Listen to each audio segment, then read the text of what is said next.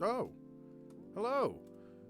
Welcome to the Entropic Tower. Through today's door, I'll be giving you a tutorial on how to set up your Minecraft with the mods necessary to play on Forsaken SMP. Even if you're not from Forsaken, you may find some value in this video. Now, full disclosure, there are many ways to go about getting the launchers and mods necessary to play on the server, and there aren't actually many mods that are necessary to play on the server. Just one, the Fabric API, which I'll show you how to get right away. I'm only going to be showing you one particular method today.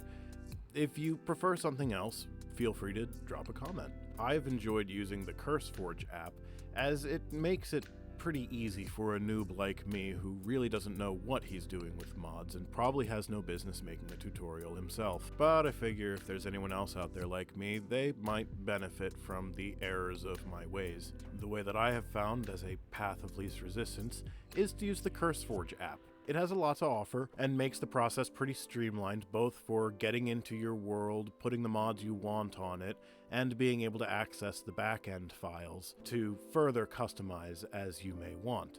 Don't worry though, we're not going to be locked into CurseForge, and I'll show you how to add mods manually towards the end of the video as well. So, let's get started. The first thing you need to do is get the app. Go to curseforge.com and hit download. Once it's up, go ahead and do whatever signing in it wants you to and hit the plus new custom profile at the top of the window and name said profile. Now, at the time of making this video, 1.20 isn't out yet, so we will be using 1.19.4 in all of the examples. Just remember, when the time comes to use 1.20, make sure you also select Fabric and the most recent version of the launcher.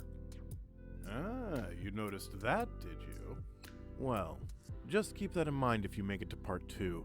It will come in very handy. Now to start your journey, there are a few things you will need. The path diverges up ahead as you decide what mods you want to give you performance enhancement, but first let's learn a few ways to add those mods. There are a few that you will probably want that are universally applicable, so we'll use those as examples. Simple voice chat is the famous proximity chat as seen on Hermitcraft, and will be on the Forsaken Season 2 server. Now, you don't need this mod to play, however it is really recommended, and as you will see, using the app, you can turn off any mods you don't want to use in a given session. Now, if you're using the latest versions of everything, it's probably easiest to just open up the app, select your profile, go to New Content, search for the mod you want, and click Install. If you look back at that profile, you will see the mod added to the list. You will also see that orange toggle switch to the right. Flipping that on or off will include or remove the mod from the loader, so you can decide what you want every time you log in.